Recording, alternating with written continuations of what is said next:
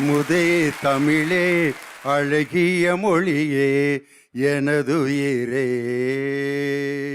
சுகம் பல தரும் தமிழ்ப்பா, சுவையோடு கவிதைகள் தா, தமிழே நாளும் நீ பாடு. அமுதே தமிழே அழகிய மொழியே எனதுயிரே.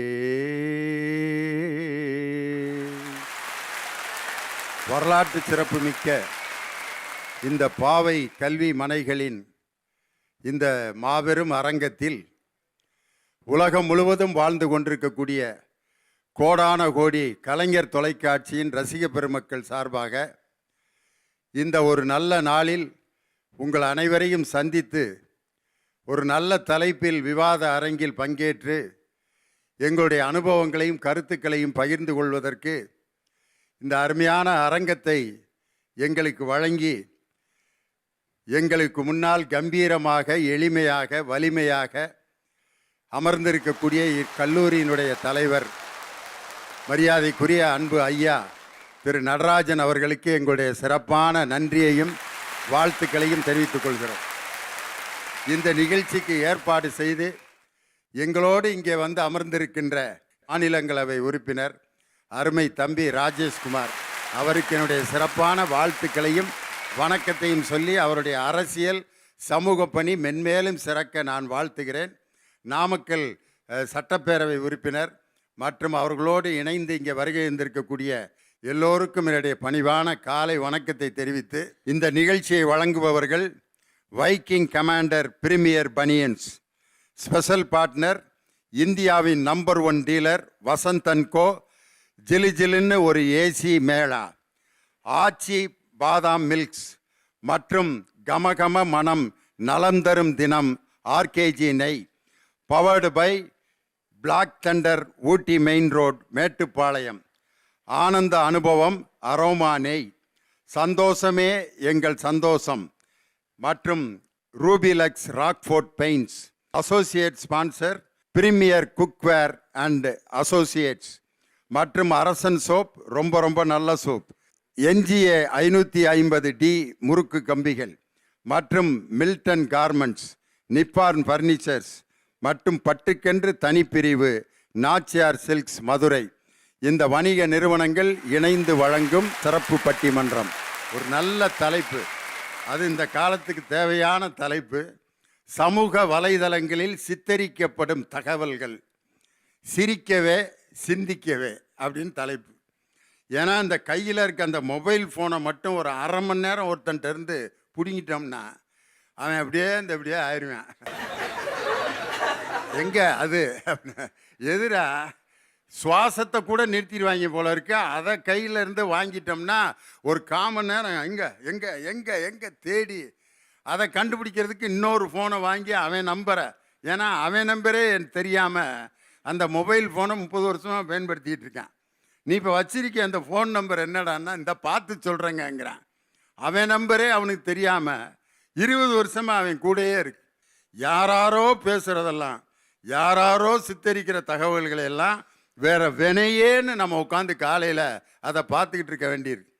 இந்த தகவல் தான் பரிமாறணும்னு ஒரு விவசாயே இல்லாமல் அது பாட்டுக்கு வந்துட்டு இருக்கு. எவனோ ஒருத்தன் அவன் மகனுக்கு பிறந்த நாள் கொண்டாடினதை அவன் போட்டு, என் மகனுக்கு நான் திருப்பதியில் மொட்டையடித்து பிறந்த நாள் கொண்டாடினேன் அப்படின்னு அந்த பயலுக்கு மொட்டை அடிக்கிறதுலேருந்து சந்தனம் பூசுறதுலேருந்து அதை காமிச்சு அதுக்கு கீழே எத்தனை பேர் அதை ஒருத்தன் உட்காந்து காலையில் 9:30 மணிக்கு லைக் போட்டு மொட்டை மிகவும் அழகாக இருக்கிறது, வாழ்த்துக்கள், சந்தனம் எங்கே வாங்கினீர்கள்? உடனே அவர் நம்ம மகனுக்கு பிறந்த நாள் கொண்டாடினதை ஒருத்தன் பார்த்து கமெண்ட் எழுதிட்டான் பாடுறா, வாழ்க்கையில் இதுக்கு மேலே என்னத்தரா சாதிக்கணும்ட்டு இவர் உடனே பதில், என் மகனினுடைய மொட்டையை பார்த்து பாராட்டியதற்கு மிக்க நன்றி அப்படின்னு இந்த இப்படி ஒரு கும்பிடு, ஒரு 3 கும்பிடு அப்படியே வரிசையாக போட்டு. இதே பொழப்பாக ஒரு குரூப் இருக்கான். ஒரு காஃபி ஷாப்பில் ஒரு பொண்ணு அப்படி அந்த பக்கம் உட்காந்து சாப்பிட்டுட்டு இருக்கேன். 2 பேரும் இப்படி க்ளோஸாக வச்சு ஒரு ஃபோட்டோ எடுத்து, this is my girl friend அப்படின்னு போட்டு எல்லாத்துக்கும் ஷேர் பண்ணி விட்டான். உடனே அவன், இந்த பிள்ளைய பிடிச்சிட்டானடா அவன் அப்படின்ட்டு அவன் இப்படியே பார்த்து அவன் ஒரு 1000 பேர்த்துக்கு ஷேர் பண்ணி அந்த பிள்ளை தற்செயலாக அந்த பக்கத்தில் இருக்க சேரில் உட்காந்துருக்கான். அந்த பிள்ளை வீட்டு வரைக்கும் போயிடும். அது போய் அந்த பொண்ணோட அப்பா பார்த்துட்டு, நீ என்ன அவன் கூட காப்பி குடிச்சிட்டு இருக்க, உன்னைய காப்பி கொடுக்கவா நான் காலேஜுக்கு அனுப்புனேன்னு கலகமாகி ஒரு சின்ன ஃபோட்டோ எவ்வளோ பெரிய பிரச்சனையை உண்டாக்கிட்டு இருக்கு. ஒரு காலத்தில் இந்த பிரச்சனைலாம் இருந்ததா? ஆனால் இப்படி பிரச்சனைகளை மட்டும் உருவாக்குவது இந்த சமூக வலைத்தளத்தில் இல்லை, அதில் சிந்திக்க வேண்டிய தகவல்களும் நிறைய வருது. வாழ்க்கையில் நீங்கள் எப்படிலாம் இருக்கணும் அப்படின்னு சொல்கிறதுக்கு பலருடைய யோசனைகள், பலருடைய அரிய தகவல்கள். ஒரு சின்ன ஒரு 2 வரியை ஒருத்தன் காலையில் வாசித்து பார்த்துட்டு அவ்வளோ மகிழ்ச்சியாக காலையில் கிளம்பி போகிறான். நீ நினைப்பதெல்லாம் நடந்து விட்டால் தெய்வம் ஏதும் இல்லை, நடந்ததையே நினைத்திருந்தால் அமைதி என்றும் இல்லைன்னு கண்ணதாசன் அப்படின்னு அனுப்புனான். இந்த மாதிரி தகவல்களும் சமூக வலைதளத்தில் பரப்பப்படுது. ரொம்ப அருமையான தலைப்பு. சமூக வலைதளங்களில் சித்தரிக்கப்படும் தகவல்கள் சிரிக்கவே சிந்திக்கவே. இப்பொழுது முதலாவதாக சிந்திக்கவே என்ற அணியில் பேசுவதற்கு ஹரி பாலகிருஷ்ணன் அவர்களை அன்போடு உங்களை அழைக்கின்றேன். மதிப்பிற்குரிய நடுவர் அவர்களே, இன்னைக்கு சமூக வலைதளங்கள் மூலமாக எல்லா இடத்துலையும் நம்ம பேசுகிறோம், எல்லா நாட்டிலையும் பேசுகிறோம். ஒரு ஹிந்திக்கார பொண்ணு நம்மளை மேரா பியார்னு அங்கே பேசும்போது வராத சந்தோஷம், ஒரு தெலுங்குக்கார பொண்ணு மேரா பாபான்னு சொல்லி பேசும்போது வராத சந்தோஷம், ஒரு மலையாள பொண்ணு என்ற பிரேமேன்னு சொல்லி பேசும்போது வராத சந்தோஷம், நம்ம ஊருக்கார பொண்ணு அதே ஃபேஸ்புக்லையும் இன்ஸ்டாவிலையும் மாமான்னு சொல்லி பேசும்போது வருதுன்னு சொன்னா, யாமறிந்த மொழிகளிலே தமிழ் மொழி போல் இனிதாவது எங்கும் இல்லை. தமிழ் மொழியை வணங்கி இந்த நிகழ்ச்சியை நான் தூங்குறதுல மகிழ்ச்சி அடைகிறேன். தமிழ்நாட்டு பொண்ணுங்களுக்கும் கேரளா பொண்ணுங்களுக்கும் என்ன வித்தியாசம் சொல்லுங்க பாப்போம். ஏண்டா எனக்கு இதுதான் வேலையா? நாங்கள் ஸ்கூலில் படிக்கிறப்ப ஆஸ்திரேலியாவுக்கும் அமெரிக்காவுக்கும் உள்ள வேறுபாடு தான் எங்களுக்கு சொல்லி கொடுத்தாங்க. தமிழ்நாட்டு பொண்ணுக்கும் கேரள பொண்ணுக்கும் என்ன வேறுபாடு அப்படிங்கிறத ஒன்றே மாதிரி ஆளுங்க தான் உட்காந்து ஆராய்ச்சி பண்ண முடியும். நீயே சொல்லிடு சாமி, நான் எது சொன்னாலும் வம்பா போயிடும். நடுவர் அவர்களே, பூவை வைத்து கோலம் போட்டா அது கேரளா பொண்ணுங்க, பூவே கோலம் போட்டா அதுதான் எங்க தமிழ்நாட்டு பொண்ணுங்க. சிரிச்சாதான் கேரளா பொண்ணுங்க அழகா இருப்பாங்க, ஆனா முறைச்சா கூட எங்க தமிழ்நாட்டு பொண்ணுங்க அழகா இருப்பாங்க. தலை குளிச்சுட்டு பின்னாம வந்தா அது கேரளா பொண்ணுங்க, தலை குளிச்சுட்டு அழகாக ஒரு ரப்பர் பேண்ட் போட்டு ஜம்முன்னு வந்தால் அது நம்ம தமிழ்நாட்டு பொண்ணுங்க. ஓகே, நீங்களும் ரசிச்சிருக்கீங்கன்றது எனக்கு தெரியும். அதான் யதார்த்தமாக சொன்னப்பா, நீ வேற குடும்பத்தில் குழப்பத்தை உண்டு பண்ணிடாத. ஆனால் இதெல்லாம் நாங்கள் சமூக ஊடகத்தில் எங்களை மாதிரி பசங்களாம் பேசுவோம். ஏன் தெரியுங்களா? எங்களுடைய தமிழ் பொண்ணுங்களை நாங்கள் கலாய்ப்போம், அது எங்களுடைய உரிமை. ஆனால் எந்த ஒரு பொண்ணோடையும் நாங்கள் விட்டு கொடுக்க மாட்டோம், அதுதான் எங்களுடைய பெருமை. இன்னைக்கு சமூக ஊடகங்களை எங்களுடைய இளைஞர் செஞ்சுக்கிட்டு இருக்குது. இன்னைக்கு சிரிக்கிறதுன்னு பல பேர் பேசுறாங்களே, இந்தியாவில் ஒவ்வொரு துறையிலையும் சமூக ஊடகங்கள் எத்தனை பேர் பயன்படுத்துறாங்க தெரியுமா? ஃபேஸ்புக்கு போன வருஷம் வந்திருக்கக்கூடிய சென்செக்ஸ் சொல்றேன், ஃபேஸ்புக்கை 41 கோடி பேர் பயன்படுத்துறாங்க, இன்ஸ்டாகிராமை 21 கோடி பேர் பயன்படுத்துறாங்க, யூடியூபை 44.8 கோடி பேர் பயன்படுத்துறாங்க, ட்விட்டரை 1,95,00,000 பேர் பயன்படுத்துறாங்க, அதே போல வாட்ஸ்அப்பை 53 கோடி பேர் பயன்படுத்துறாங்க. 138 கோடி மக்கள் வாழக்கூடிய இந்த இந்திய தேசத்தில் தெருக்கோடியில் இருப்பவன் கூட இன்னைக்கு இந்த இணையத்தை பயன்படுத்துகிறான்னு சொன்னா, அதுல எத்தனை பேர் சிந்திச்சிருக்காங்களோ அத்தனை பேர் தான் அதை அனுபவபூர்வமா வாழ முடியும். இன்னைக்கு நம்ம சம்பாதிக்கிறதுக்கு துட்டு வரலையேன்னு சங்கடப்படுறவனோட எந்த ஊருக்கு போனாலும் நெட்டு வரலையேன்னு சங்கடப்படுறான் பாத்தீங்களா, அவன் தான் அதிகமா இருக்கான். நீங்க சமூக ஊடகத்தை பொறுத்தவரையும் பக்கமெல்லாம் சிந்திக்க தேவையில்லை. ஒரு மீம், ஒரே ஒரு மீம்ஸ் போதும், இந்த உலகத்தில் நடக்கக்கூடிய எல்லாத்தையும் அந்த ஒரு மீம்ஸ் நம்ம தெரிஞ்சுக்கலாம். இப்போ பொண்ணுங்கன்னா யாரு, பசங்கன்னா யாரு, லெஜண்ட்ஸ்னா யாரு அப்படின்ற ஒரு கணக்கு நம்மளால ஒரு மீம்ஸ் வச்சிருக்கான் பாருங்க. பேசாம பையனா பிறந்திருக்கலாம், வெளியே ஜாலியா சுத்திட்டு ஹாப்பியா இருக்கலாம்னு நினைச்சா அது பொண்ணுங்க. பேசாம பொண்ணா பிறந்திருக்கலாம், நம்ம பாட்டுக்கு வீட்லயே சாப்பிட்டு தூங்கி நல்லா ஜாலியா இருக்க நினைச்சா அது பசங்க. பிறக்காமையே இருந்திருக்கலாம், வாழ்க்கை சந்தோஷமா இருக்குன்னு பாருங்க, அவன் தான் லெஜண்ட்ஸ். இப்படி எவ்வளவு பெரிய வகைப்பாட்டை ஒரே மீம்ஸ்ல சொல்லிட்டான்னு சொன்னா, அதுதான் எங்களுடைய சமூக ஊடகங்கள் சிந்திக்கக்கூடிய சிந்திப்பு. சார், நீங்க விசா இல்லாம வெளிநாடு கூட போயிடலாம், ஆனா வேலை இல்லாம பக்கத்துல சொந்தக்காரன் வீட்டுக்கு போக முடியும்னு நினைக்கிறீங்க? பார்த்த உடனே கேட்பான், தம்பி என்ன வேலை பார்க்குறீங்க, அடுத்து என்ன பண்ண போறீங்க, இப்பதான் படிச்சு முடிச்சிருக்கோம், அடுத்து என்ன பண்ண போறீங்க, அக்கா அவளா இருக்காங்க கட்டி கொடுக்கணும். இப்படி நம்மளை தொந்தரவு மேல தொந்தரவா பண்ணுவோம் பாத்தீங்களா. நாங்க அந்த மாதிரி சொந்தக்காரங்களுக்குலாம் ஒரே ஒரு மீம்ஸ்ல பதில் சொல்லிடுவோம். எப்படி தெரியுமா? சிச்சி சிச்சி சிச்சி சி என்ன பழக்கம் இது? சின்ன பிள்ளை போல சொல்லிட்டு நாங்க கடந்து போயிட்டே இருப்போம். துக்கங்களை கூட ஒரு சந்தோஷமான மொழியில வெளிப்படுத்த முடியும்னா இன்னைக்கு சமூக ஊடகத்துல பயன்படுத்திக்கிட்டு இருக்க அந்த மொழியால தான் சார் இன்னைக்கு நீ வெளிப்படுத்துறோம். ஒரே காலகட்டத்திலலாம் திருமணம் செஞ்சு வைப்பாங்க இல்லையா, எப்படி இருக்குன்னு உங்களுக்கே தெரியும். இப்போ உங்களுக்குலாம் வந்து திருமணம் செஞ்சு வைக்கும்போது பொண்ணு வீட்டை அழைச்சி பேசுவாங்க, மாப்பிள்ளை வீட்டை அழைச்சி பேசுவாங்க, ஜாதகத்தை பார்ப்பாங்க. ஆனாலும் ஒரு பயம் இருந்துகிட்டே இருக்கும். மாப்பிள்ளை நல்லவனோ கெட்டவனோ, இவ்வளவு பார்த்துட்டோம், மாப்பிள்ளை எப்படி இருப்பானோ, இப்படி ஒரு பயம் இருந்துகிட்டே இருக்கும். சில திருமணங்கள் நடந்து முடிந்ததுக்கு அப்புறம் கூட பெண்ணு சரியில்லை ஆண் சரியில்லைன்னு சொல்லிட்டு சண்டை போட்ட எத்தனையோ குடும்பங்கள் இருக்கு. ஆனா இன்னைக்கு ஒரு பொண்ணையும் பையனையும் ஜாதகத்தை வாங்க வேணாம், சொந்தக்காரங்களை விசாரிக்க வேணாம், ஓ இன்ஸ்டா ஐடியையும் பேஸ்புக் ஐடியையும் கொடுன்னு கேட்டா போதும். அது மான் குட்டியா இல்ல மாமா குட்டியான்னு சொல்லிட்டு பார்க்கும் போதே தெரிஞ்சிடும். சொன்னா எங்களுடைய சமூக ஊடகங்கள் எப்படி சிந்திக்க வைக்குதுன்னு பாருங்க. எவ்வளவு எளிமையா இன்னைக்கு வாழ்க்கையை கொடுத்துருக்குங்க சார். எல்லா தொழிலுக்கும் ஓய்வு இருக்குது, ஆனா ஒரு தொழிலுக்கு மட்டும் ஓய்வே இல்லை. என்ன தெரியுமா? விவசாயம். இந்த உலகத்துல எக்ஸ் ஆர்மி மேன் இருப்பாங்க, எக்ஸ் டாக்டர் இருப்பாங்க, எக்ஸ் இன்ஜினியர் இருப்பாங்க, ஆனா எக்ஸ் விவசாயின்னு யாராவது ஒரு ஆள் இருக்காங்களா? இருக்கவே மாட்டாங்க. ஏன்னா வாழ்நாளில் ஒன்ஸ் விவசாயி ஆல்வேஸ் விவசாயின்னு சொல்லக்கூடிய விவசாயம் காக்கக்கூடிய நாடு நம்முடைய நாடு. இன்னைக்கு விவசாயம்லாம் அழிஞ்சு போயிருப்போம் அப்படின்ற ஒரு மிகப்பெரிய கேள்விக்குறி வைக்கும் போது படித்த பட்டதாரி இளைஞர்கள் தாங்கள் விவசாயம் செய்வதோடு மட்டுமல்ல அதை சமூக ஊடகங்களில் பதிவிட்டு எப்படி செய்யணுன்ற முறையை கற்றுக் கொடுத்து நேரடியாக மக்களோடு தொடர்பு இருக்கக்கூடிய அப்படிப்பட்ட இளைஞர்கள் மூலமாக நீங்கள் கேட்டால் தெரியும். நிச்சயம் சமூக ஊடகம் என்பது சிந்திக்க வைக்கவே என்று சொல்லி வாய்ப்பு தந்த அனைவருக்கும் நெஞ்சார்ந்த நன்றிகளை சொல்லி விடைபெறுகிறேன். சமூக வலைதளத்தில் சிந்திக்கக்கூடிய கருத்துக்கள் நிறைய வருதுன்னு ஹரி பேசியிருக்காரு. அதுக்கு பதில் பேசணும். மிக சிறந்த பேச்சாளரும் அருமையான பாடகர், குமரி மாவட்டத்திலிருந்து வருகை தந்திருக்கக்கூடிய பாட்டும் பேச்சும் கலந்து பேசுவதிலே ஆற்றல் மிக்க பேச்சாளர் அருமை சகோதரி திருமதி மலர்விழி அவர்களை உங்கள் பலத்த கரவொலியோடு மேடைக்கு அழைக்கின்றேன். வாங்கம்மா. சமூக ஊடகங்களில் வலம் வரும் கருத்துக்கள், தகவல்கள் சிரிக்கவா சிந்திக்கவா, அவ்வளோதானே. இதுக்கு ஏன் தம்பி இவ்வளவு சத்தம் போட்டு பேசிட்டு போனார்? சிரிக்க தெரியாத லைஃபும் சிங்காரிக்க தெரியாத ஒய்ஃபும் வேஸ்ட்டுன்னா எத்தனை பஞ்சு டைலாக்யா! சினிமாக்காரங்கெல்லாம் இதை ஏன் விட்டு வச்சிருக்காங்கன்னு தெரியல. அறுசுவை இல்லாம கூட வாழ்ந்துடலாம், நகைச்சுவை இல்லாம வாழ முடியாது. நம்ம நாமக்கலுக்கு ஒரு சிறப்பு உண்டு. நாமக்கல் என்றாலே முட்டை ஞாபகத்துக்கு வரும். ஆனால் கல்வியிலே முட்டை வாங்காத ஒரு மாவட்டமும் நாமக்கல் மாவட்டம்.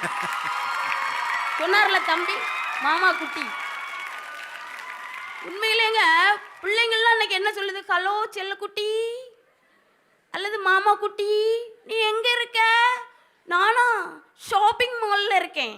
அந்த பையன் உடனே நீ திரும்பி பாரு, நீ நிக்கிற ரேஷன் கடை கியூல தான் நானும் நிக்கிறேன்.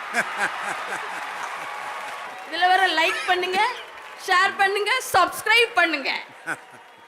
உப்பிட்டவரை உள்ளளவும் நினைன்னு அன்னைக்கு சொன்னாங்க. இன்னைக்கு லைக் இட்டவரை லைஃப் முழுக்க நினை, கமெண்ட்ஸ் இட்டவரை காலம் முழுக்க நினை. அதுதான் இன்னைக்கு வலைதளம்னு ஒருத்தன் பேர் வச்சான் பாருங்க, அவனுக்கு செல வைக்கணும்.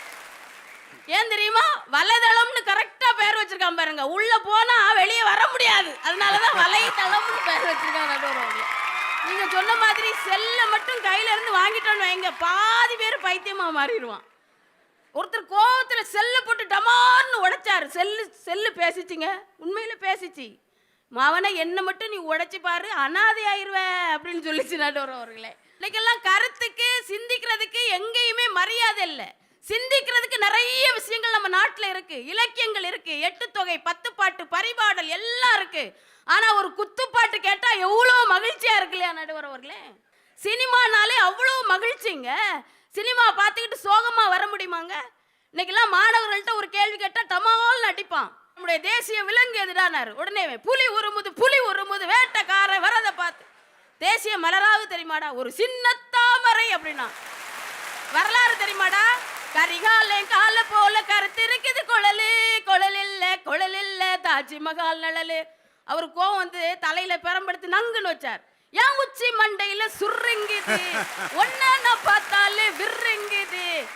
உடனே அவரு கோவம் வந்து, நான் அடிச்சா தாங்க மாட்டேன், 4 மாசம் தூங்க மாட்டேன். உடனே அவன் மோதி பாரு வீடு போய் சேர மாட்டேன். இவ்வளவு பாட்டெல்லாம் இருக்கு நடுவர்களே. இப்பெல்லாம் எக்ஸாம் முடிஞ்சில்ல, எங்கம்மா இப்ப வாத்தியார்கள்லாம் மாணவர்களை அடிக்க முடியுது? பெரம்ப கையில் எடுத்தாரு, ஜெயிலில் டவுசரை போட்டு உட்கார வச்சிருக்காங்க வாத்தியார. சும்மா எடுத்து அந்த பக்கம் மேஜையில் இப்படி வச்சிருக்காரு. அதை போட்டோ எடுத்து போட்டேன் சமூக வலைதளத்தில். பிரம்புடன் வந்த ஆசிரியர். உடனே போலீஸில் கம்ப்ளைண்ட்டு, எஃப்ஐஆர் போட்டு டவுசரோடு உட்காந்துருக்காரு வாத்தியார். கொரோனாக்கு பிறகு பிள்ளைங்களுக்கு எக்ஸாம்னாலே பயமா இருக்கு. அங்க வந்து உட்கார்ந்துருக்கான், ஒன்றும் தெரிய மாட்டேங்குது. பையன் அப்படியே உருன்னு பார்க்குறான் கொஸ்டின் பேப்பரை. ஒன்றும் புரியல, கண்ணு மூலி இல்லை, சொல்ல தெரியல. பக்கத்துல இருந்து ஒரு பிள்ளை நல்லா எழுதிட்டு இருக்கு. உடனே அவட்ட கேட்குறான், நீ எப்ப புள்ள சொல்ல போற ஆன்சரை, எப்ப புள்ள சொல்ல போற. அவ பார்த்து சொல்லி கொடுத்துட்டா. உடனே சொல்லிட்டாளே அவ ஆன்சரை. பாஸ் ஆயிட்டுனா என்ன பண்ணுவான்? பாப்பா எவ்வளவு சந்தோஷமா இருக்கு. சினிமாவை பார்த்தாலே சந்தோஷம். இன்னைக்கெல்லாம் கம்ப்யூட்டர் பரீட்சை போறப்ப இந்த பாட்டை போட்டு விட்டுலாமாமா?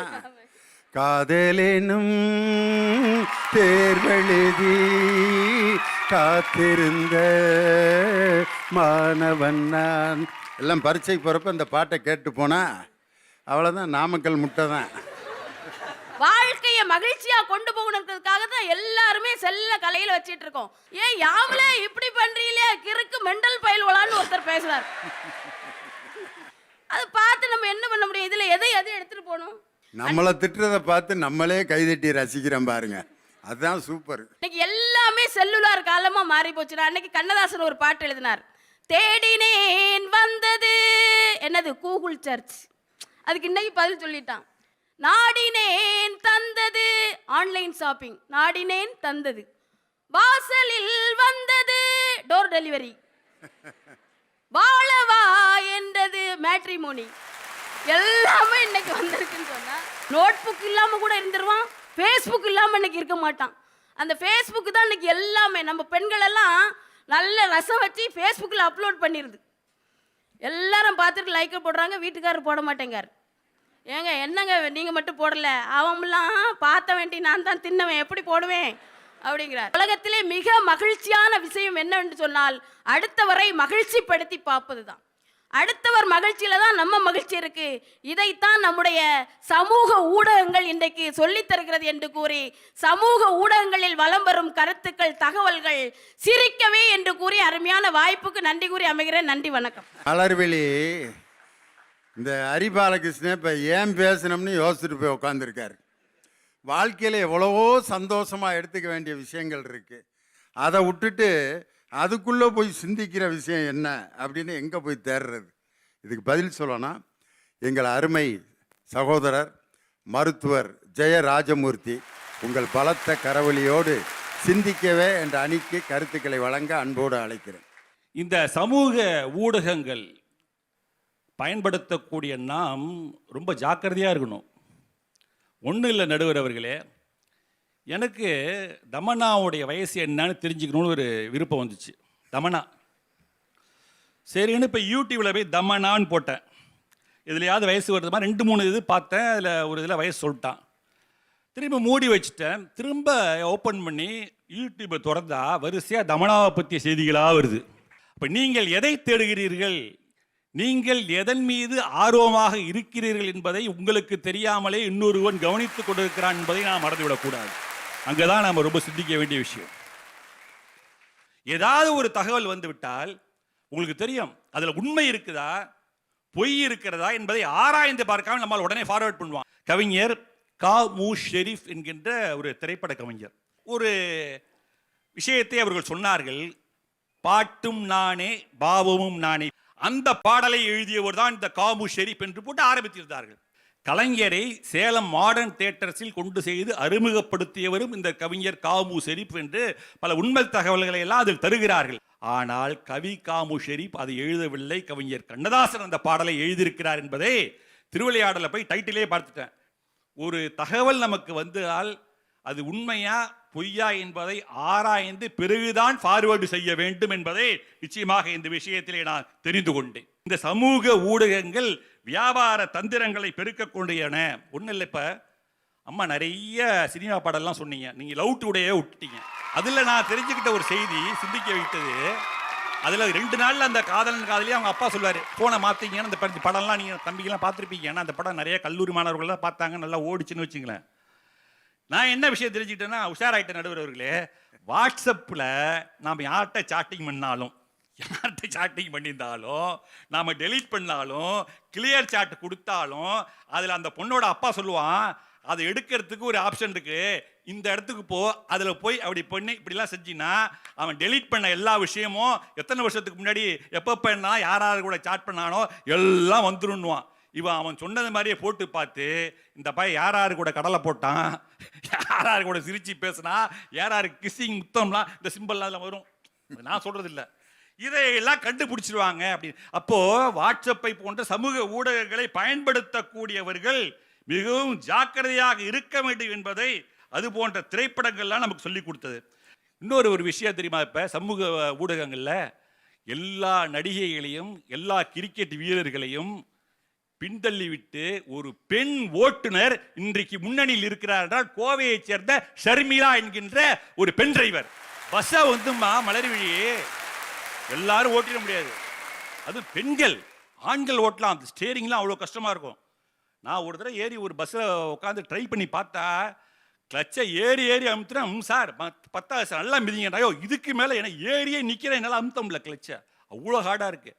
கியரை போட்டால் முட்டான உழுதது. கோவையிலிருந்து சோமனூர் வரை அந்த பேருந்தை அந்த பெண்மணி வெற்றிகரமாக இயக்கி கொண்டிருக்கிறார். பல பேர் அந்த பெண் டிரைவரிடமிருந்து செல்ஃபி எடுத்து கொண்டிருக்கிறார்கள் என்றால் இந்த சமூக ஊடகங்கள் நல்ல செய்திகளையும் பரப்பி கொண்டிருக்கின்றன என்பதற்கு இது ஒரு மிகச்சிறந்த ஒரு எடுத்துக்காட்டாக இருக்கின்றன.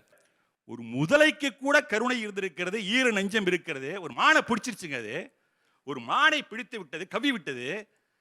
அப்படியே கொஞ்சம் கொஞ்சமாக அதோடைய வாயிலிருந்து அது ரிலீஸ் பண்ணுது. என்னன்னு கேட்டீங்கன்னா, அந்த மான் கருவுற்ற மான், வயிற்றிலே குட்டி இருக்கிறது. அந்த குட்டியினுடைய இதய துடிப்பை இது உணர்கிறது. அந்த முதலை எப்படிப்பட்ட ஒரு கொடூரமான மிருகம், பிடிச்சா விடவே விடாது. ஆனால் அதற்கும் கூட கருணை இருந்து இது கர்ப்பிணி மானாக இருக்கிறது, விட்டு விடுவோம் என்று விட்டு வெளியில் வருகிறது. இந்த காட்சியை நான் ஒரு ஷார்ட் வீடியோவில் பார்க்கிறேன் என்றால் உள்ளபடியே மனிதர்களை விட சில நேரங்களிலே விலங்குகள் கருணை உள்ள பிராணிகளாக நம்முடைய கண்ணுக்கு தெரிகிறது. நாமும் கொஞ்சம் கருணை நெஞ்சத்தோடு வாழ்வோம். சமூக ஊடகங்கள் நம்மை சிரிக்க வைப்பதை விட அதிகமாக சிந்திக்கவே வைத்திருக்கின்றன. நடுவர் அவர்களே, நல்ல ஒரு தீர்ப்பை வழங்குமாறு கேட்டுக்கொண்டு விடைபெறுகிறேன். நன்றி. வலைதளங்களில் சித்தரிக்கப்படும் தகவல்கள் சிந்திக்கவே. கோயிலில் நடக்கிற ஒரு பெரிய விழாவுக்கு ஒரு யானை கையில் அந்த கொடிமரத்தை கொடுத்து குழியெல்லாம் பறித்து அப்படி ஊன போகுது. அந்த யானை புல்லுக்கு அந்த கொடிமரத்தை வைக்கவே மாட்டேங்குது. என்னடா அப்படின்னு சொல்லிட்டு அந்த கோயில் நிர்வாகிகள்லாம் போய் அந்த குழிக்குள்ளே பார்க்குறாங்க. ஒரு தாய் பூனை குட்டி போட்டு படுத்துருக்கு. அந்த குட்டிகள் சாகக்கூடாதுங்கிறதுக்காகத்தான் அந்த யானை அதை நுட்பமாக பார்த்துட்டு கொடிமரத்தை வைக்காமல் இருக்கு அப்படிங்கிற அந்த செய்தியை போட்டுட்டு கீழே ஒருத்தன் போட்டிருக்கான், பெரும்பான்மையாக இருப்பவர்கள் சிறுபான்மையினரை பாதுகாப்பது தான் இந்தியா, இதுதான் இந்தியான்னு சொல்லி ஒரு சின்ன சம்பவத்தை வச்சு எவ்வளோ பெரிய செய்தியை நமக்கு கற்றுக் கொடுத்துருக்காங்க. அதற்கு அடுத்து சிரிக்கவே என்ற அணியில் பேசுவதற்கு மதுரை சங்கர். நடுவர் அவர்களே, இந்த பட்டிமன்றம் சிந்திப்பதற்கு எவ்வளவு வாய்ப்பளிக்கிறதோ அதே அளவிற்கு சுதந்திரமாக சிரிப்பதற்கும் வாய்ப்பளிக்க வேண்டும் என்பதுதான் எங்களுடைய கோரிக்கை. என்ன பண்ணாரு தெரியல, பாவம் டாக்டர் எதுக்கோ தெரியாம தமனாவோட வயசை தேடி இருக்காரு யூடியூப்ல. ஆனா யூடியூப்காரை விட்டுருக்கானு பாருங்க, தமனா வயசை டாக்டர் ஏண்டா தேடினாரு, குடுறா தமனா பத்தின இன்ஃபர்மேஷன் கொடுத்துருக்கான் பாருங்க. அப்ப கூட அதை அவரை சிந்திக்கிறதுல, அவரை சந்தோஷப்படுத்துறதுக்கு தான் இன்ஃபர்மேஷன் மேலும் மேலும் கொடுத்துருக்கான். எல்லாத்தையுமே சமூக ஊடகங்கள் எந்த ஒரு சூழ்நிலையும் நமக்கு சந்தோஷத்தை தர மாதிரி மாறிடுச்சு சார். அதுல இந்த வாட்ஸ்அப்பு, அடேங்கப்பா, நான் கேட்குறேன், சும்மா எல்லாத்தையும் தயவுசெய்து சீரியஸாக எடுத்துக்காதீங்க. எனக்கெல்லாம் டெய்லி 10 பேர் அனுப்புகிறான். ஒரு சாமி படத்தை அனுப்பி இன்று மாலை 4 மணிக்குள் இதை அனுப்புங்கள், ஒரு நல்ல செய்தி வந்து சேருங்கிறான். சார் அப்படி அனுப்புறவன கூட பரவாயில்ல, அதில் இன்னொருத்தன் அனுப்புகிறான், நீ அனுப்பாவிட்டால் உனக்கு 4 மணிக்குள் கெட்ட செய்தி வருங்கிறான். நம்ம பயந்து போய் 10 பேருக்கு அனுப்ப வேண்டியதாக இருக்குது. வாழ்க்கையில் எதை நம்பணும் எதை நம்பக்கூடாது, சந்தோஷமாக எல்லாத்தையும் பார்த்துட்டு தயவு செஞ்சு போங்க. அதை விட்டுட்டு தேவையில்லாத விஷயத்தெல்லாம் யோசிக்காதீங்க தயவு செஞ்சு. சார் இந்த யூடியூப் சேனல்னு ஒன்று வச்சுருக்கான், அவன் படுத்துகிற பாடு. எங்கள் நடுவர் ஒரு புத்தக வெளியீட்டு விழா நடத்தினார். வளர்ந்த கதை சொல்லவா அப்படின்னு அவர் ஒரு புத்தகம் வெளியிட்டார். அதை முதலமைச்சர், அமைச்சர்கள் எல்லாரும் வந்து வெளியிட்டாங்க. அதில் நம்மளுடைய பாராளுமன்ற உறுப்பினர் எம்பி டிஆர் பாலு பேசுகிறப்போ ஒரு தகவல் சொல்கிறார். நடுவர் லியோனி எப்போ போனாலும் அவங்க வீட்டுக்காரமாக கூட தான் போவார். ஏன்னா அந்த அளவுக்கு அவங்க வீட்டுக்காரம்மாக்கு நடுவர் மேல ஒரு நம்பிக்கை அப்படின்னு ஒரு நகைச்சுவையா போட்டார் சார். இது நகைச்சுவையா பேசுனது சார். ஒரு 3 நாளைக்கு முன்னாடி இது பேசி முடிச்சதுக்கப்புறம் நான் யதார்த்தமா யூடியூப்குள்ள போறேன். யூடியூப்குள்ள திடீர்னு ஒரு மேட்டர் போட்டிருக்கான். என்ன? மேடையில் உண்மையை உடைத்த டிஆர் பாலு,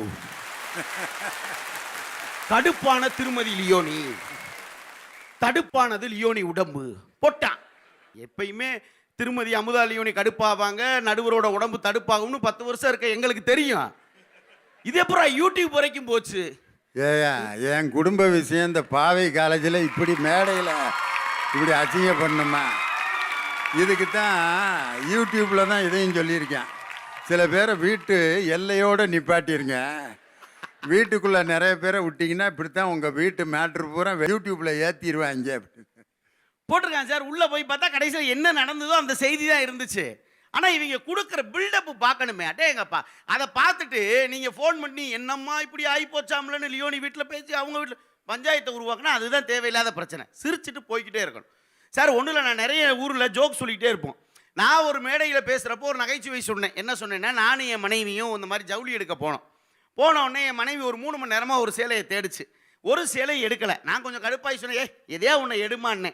உடனே என் மனைவி சொல்லிச்சு, வெளியே போயா முதல்ல அப்படின்னுச்சு. ஏடா இவ்வளோ பெரிய மரியாதையாக கொடுக்குதேன்னு. எதுக்குமா அவ்வளோ கோவப்பட்டேன்னு? ஆமாம், சும்மா இப்படி தான் கல்யாணத்துக்கு முன்னாடி ஒரு 10 ஃபோட்டோவை எடுத்து போட்டு எங்கள் அம்மா எதையா ஒன்று தெரியாமல் ஓம் ஃபோட்டோவை எடுத்துட்டேன்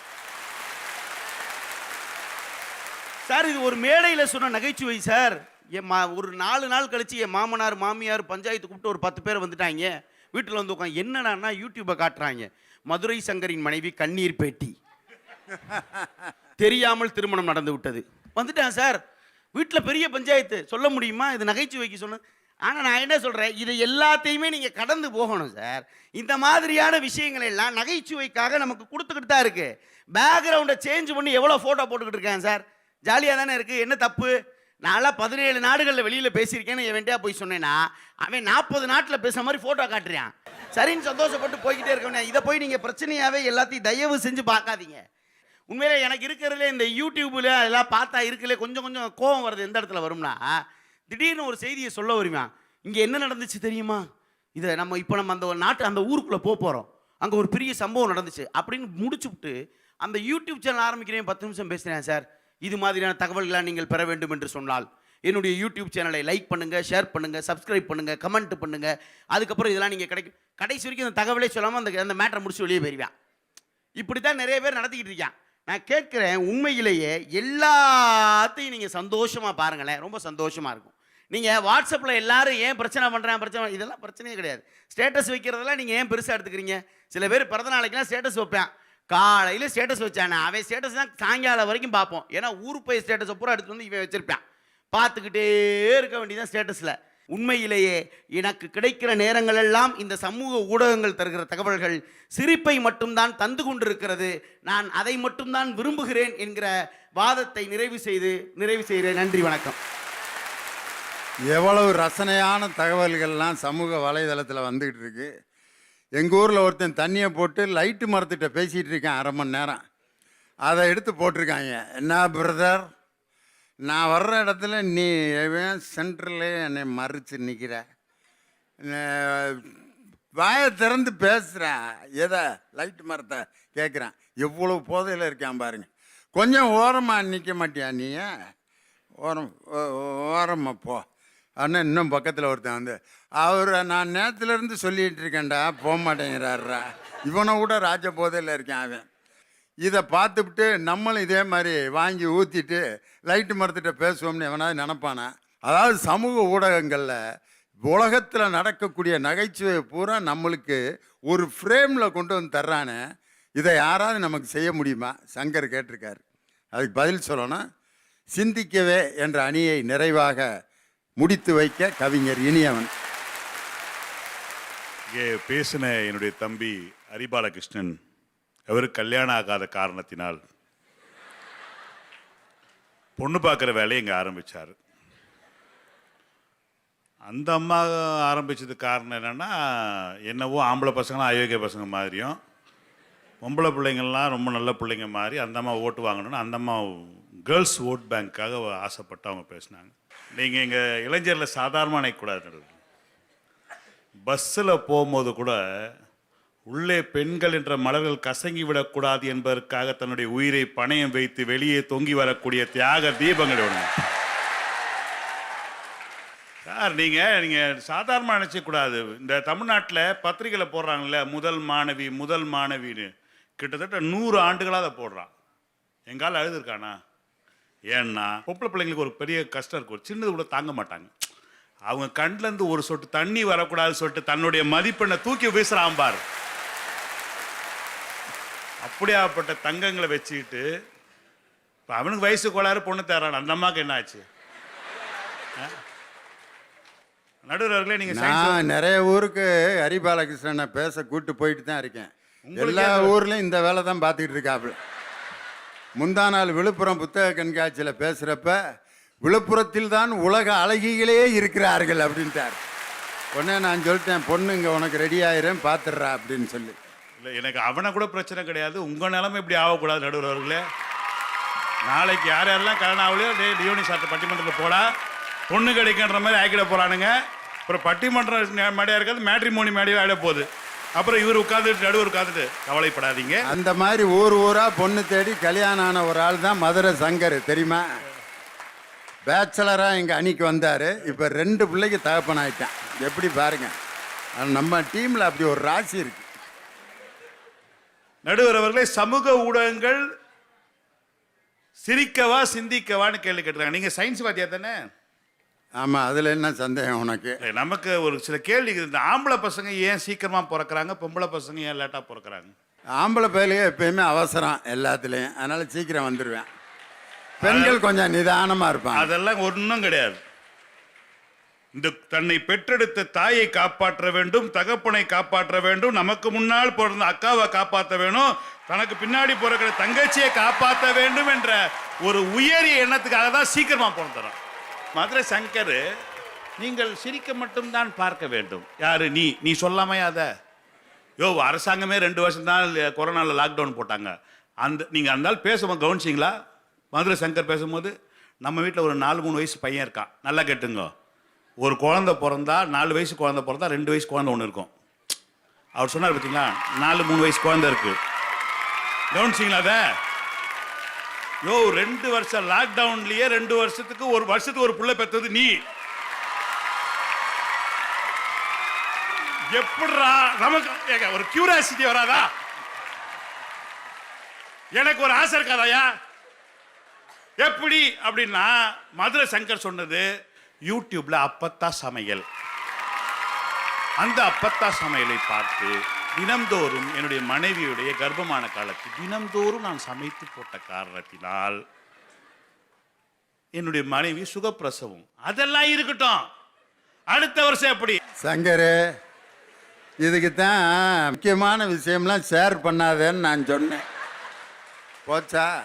ஜாலியன் வாலாபாக் படுகொலை நடந்த போது, பஞ்சாப்ல நடந்த போது, டெல்லியில் இருந்த காந்திக்கு தெரியறதுக்கு 30 நாள் ஆச்சு. ஆனா இன்னைக்கு ட்வின் டவர், அமெரிக்கால ஒரு ட்வின் டவர் இடிக்கப்படுது, இன்னொரு ட்வின் டவர் இடிக்கும் போது ஃபிளைட்ல லைவ்ல காட்டுகிறான் சார். சமூக ஊடகங்கள் அறிவை வளர்த்து கொண்டு இருக்கிறது. சமீபத்தில் வந்த செய்தி, தன்னை விட அதிகமாக மதிப்பெண் எடுத்த மாணவிக்கு சக மாணவி விஷம் கொடுத்து விட்டார். உடனே கீழே ஒருத்தன் போடுறான், மாப்பிள்ள நான்லாம் அப்படின்னு நினைச்சேன்னு வச்சுக்கோ, கிளாஸ் முழுக்க விஷம் குத்துருவேன்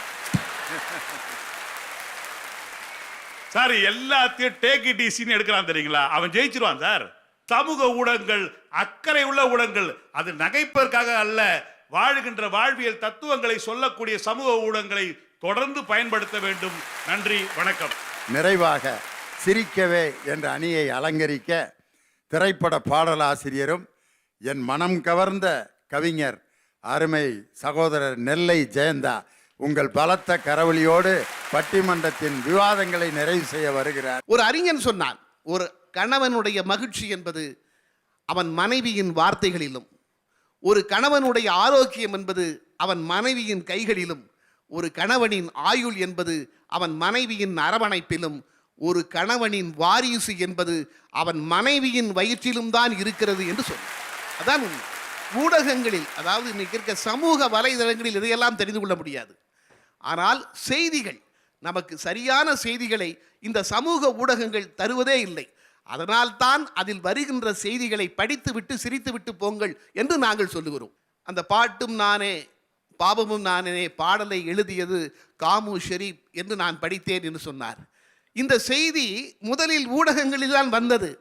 உண்மையிலேயே அந்த செய்தியை சொன்னவர் யார் தெரியுமா? பாட்டும் நானே பாவமும் நானே என்ற பாடல் கண்ணதாசன் எழுதவில்லை, அந்த பாடலை காமு ஷெரீப் தான் எழுதினார் என்று சொன்னவர் சாதாரணமானவர் அல்லர், எழுத்தாளர் ஜெயகாந்தன் தான் சொன்னார். இது உங்கள் ஊடகத்திலே வந்திருக்காது. அதனால் தான் சொல்கிறேன், சமூக ஊடகங்களில் வருகின்ற செய்திகள் தவறானவை. முதலில் இதை சொன்னவர் ஜெயகாந்தன். சிவகவி என்கிற நாடகத்தை தான் ஏபி நாகராஜன் திருவிளையாடல் படமாக எடுத்தார். அந்த சிவகவி நாடகத்தில் பாடலை எழுதியவர் காமு ஷெரீப். காமு ஷெரீப் இந்த பாடலை எழுதினார் என்று ஜெயகாந்தன் சொன்னார். அதற்கு பிறகு கண்ணதாசனுடைய மகன் மறுத்தார். அதெல்லாம் வேறு செய்தி. அதனால்தான் நாங்கள் சொல்கிறோம், சமூக ஊடகங்களில் வரக்கூடிய செய்திகள் பெரும்பாலும் தவறானவை. பேசாமல் படித்து விட்டு சிரித்து விட்டு போங்கள் என்று சொல்கிறோம். சில விஷயங்கள் நடுவர் அவர்களே முதலில் பார்க்கின்ற பொழுது அதன் மீது பெரிய மரியாதையாக இருக்கும். சமூக ஊடகங்கள் வருகின்ற பொழுதும் அப்படித்தான். எந்த சமூக வலைதளம் நமக்கு நெருக்கமாக இருக்கிறது என்று நினைத்தோமோ அந்த சமூக வலைதளங்களால் தான் இந்த பெரும் பிரச்சனை. கண்ணதாசன் காதலை கூட இதற்கு ஒப்பிட்டு சொல்வான். முத்தம் என்றும் மோகம் என்றும் சத்தமிட்டு புத்தி கெட்டு போனதொரு காலம், இன்று ரத்தமற்று போன பின்பு ஞானம். பொன்னி நதி அவ்வளவு போன ரத்தம் போன பின்னர் கண்ணீரை ஏசுதடா உள்ளம், இது காலிடறி யானை விழும் பள்ளம். எல்லாமே எது நமக்கு முதலில் பெரிதாக தெரிகிறதோ பிறகு அது மாறிவிடும். கண்ணதாசன் காதலை அந்த இடத்திலே கொண்டு வைக்கிறான். பெண்களை கூட அவன் அந்த இடத்திலே கொண்டு வைத்தான். உங்களுக்கு தெரியும், வசந்த மாளிகை படத்திலே வருகிற பாடல் அற்புதமாக அதிலே எழுதியிருப்பானே, கண்கள் தீட்டும் காதல் என்பது அது கண்ணில் நீரை வரவழைப்பது, பெண்கள் காட்டும் அன்பு என்பது நம்மை பித்தனாக்கி அலைய வைப்பது. எது முதலில் பெரிதாக தெரிகிறதோ அது பிறகு நமக்கு ஞானத்தை கொடுக்கும். அப்படித்தான் சமூக வலைதளங்கள் முதலில் நமக்கு அப்படி தெரிந்தன. ஆனால் இன்று சொல்லக்கூடிய செய்திகள், திருப்பூரில் என்ன நடந்தது? சமூக வலைதளத்தை பார்த்துவிட்டு யூடியூப்பை பார்த்துட்டு ஒருவன் தன் மனைவிக்கு தானே பிரசவம் பார்த்திருக்கிறான். அந்த பெண் உயிரிழக்க நேர்ந்தது. அவன் சிந்தித்தானா? ஒரு நிகழ்ச்சியை பார்த்துட்டு சிரிச்சுட்டே போயிருந்தா இந்த பிரச்சனை வந்திருக்காது. நடுவர் அவர்களே, நேற்று இரவு நான் இங்கே தங்கியிருக்கும் போது காலையில் காஃபி வேணும்னு நான் சொல்லிவிட்டு படுத்து விட்டு அப்படியே செல்ஃபோனை பார்க்குறேன். அதில் ஒரு செய்தி வருது, காலை எழுந்தால் காஃபி, எழாவிட்டால் பால். ஒரு செய்தி படிக்கின்ற பொழுது, ஆக இதுக்கு நான் சிரிச்சுட்டு தான் போக முடியும். ஒரு செய்தி வருது, சனி பயிற்சிக்கும் குரு பயிற்சிக்கும் என்ன வித்தியாசம்? மனைவி வீட்டை விட்டு போனால் சனி பயிற்சி, திரும்ப வரும்போது குழந்தையாவையும் கூட்டுட்டு வந்துட்டான்னா குரு பயிற்சி. இது மாதிரி செய்திகள் தான் இன்று சமூக வலைதளங்களில் வருகின்றன என்பதை நாம் மறந்துவிடக்கூடாது. ஆக அப்படிப்பட்ட செய்திகள் இருப்பதால் தான் திரும்ப திரும்ப நாங்கள் சொல்கிறோம். இன்னைக்கு இந்த ஸ்டேட்டஸ்னு ஒன்று போடுறானே, அது எல்லாரும் பார்க்குறான். 10th ரிசல்ட் வந்ததுங்க. எங்கள் ஊரில் ஒரு பையன் 10th ரிசல்ட், சின்ன பையன் தான். அவன் ஸ்டேட்டஸ் போட்டு வச்சுருக்கான், இன்னைக்கு என் மார்க்கை கேட்குறவன் யாரானாலும் சரி ரத்தம் கக்கி செத்து போயிடுவான். இதை ஒரு ஸ்டேட்டஸ்ன்னு போட்டு வைக்கிறான். ஆக எப்படி இருக்கிறார்கள் பாருங்கள். சமூக வலைத்தளங்கள் இன்னைக்கு என்ன ஆயிடுச்சுன்னா எல்லோரையும் படைப்பாளி ஆக்கி விடுகிறது. எல்லாரும் அதில் எழுத ஆரம்பிச்சிட்டான். விவரம் தெரிகிறதோ தெரியவில்லையோ, எல்லோரையும் இந்த சமூக வலைதளங்கள் படைப்பாளி ஆக்கிவிட்டன. அது மிகப்பெரிய குற்றம். பத்திரிகையாளர் என்பது எவ்வளவு பெரிய இடம், ஒரு பத்திரிகை என்பது எவ்வளவு பெரிய இடம். செல்போனில் பார்த்தீங்கன்னா எல்லோரும் பத்திரிகையாளராக மாற முயற்சிக்கிறார்கள். இது இந்த நாட்டிலே நமக்கு சமூக வலைதளங்களால் நேர்ந்திருக்கிற மிகப்பெரிய விபத்து. ஒரு திரைப்படத்தினுடைய தேவையில்லாத கருத்துக்களை நாம் வெளியே விட்டுவிட்டு வீட்டிற்கு வந்தால் எப்படி சுகமாக இருக்குமோ அப்படித்தான் இணையதளங்களில் சமூக வலைதளங்களில் நாம் பார்க்கக்கூடிய படிக்கக்கூடிய செய்திகளை சிரித்துவிட்டு நாம் அதை மூடி வைத்து விட்டால் வாழ்க்கையில் ஜெயிக்கலாம் என்று சொல்லி நடுவர் அவர்கள் நல்லதொரு தீர்ப்பை தருவார்கள் என்ற நம்பிக்கையோடு விடைபெறுகிறேன். நன்றி, வணக்கம். சமூக ஊடகத்தில் ஒரு செய்தியை எப்படி பிரசன்ட் பண்ணுறாங்கிறதான். லியோனி எதிர்க்கட்சி தலைவர்களை வச்சு செய்தார். அதை பார்த்தோன்னே என்னமோ பயங்கரமாக பேசியிருப்பார் போல இருக்கு. லியோனி பெண்களை கழுவி கழுவி ஊத்தினார் அப்படின்னு போடுறேன். என்னடா பேசியிருப்பாரு, அந்த தலைப்பை பார்த்தோன்னே வாசிக்கணும் போல ஆசையா இருக்கு. இதெல்லாம் பார்த்துட்டு என்ன பேசியிருக்கார கேட்டு சந்தோஷமா கேட்டு போங்க. எந்த இடத்துலையுமே மகிழ்ச்சியா இருக்க தெரிந்தவன் தான் மனிதன். இந்த குரூப் தான் சொல்றாங்க. எம்ஆர் ராதாவை வழக்கில் அரெஸ்ட் பண்ணி போலீஸ் ஸ்டேஷனில் உட்கார வச்சுருக்காங்க, டிஜிபி ரூமில் உட்கார வச்சுருக்காங்க. எம்ஆர் ராதா அப்படியே பார்க்குறாரு. டிஜிபி போர்டுகளோட அந்த படங்களோட திருவள்ளூர் படமும் மாட்டியிருக்கு. எல்லாரையும் கூப்பிட்டு, டே இந்த ஆளு எப்படா டிஜிபியாக இருந்தார்,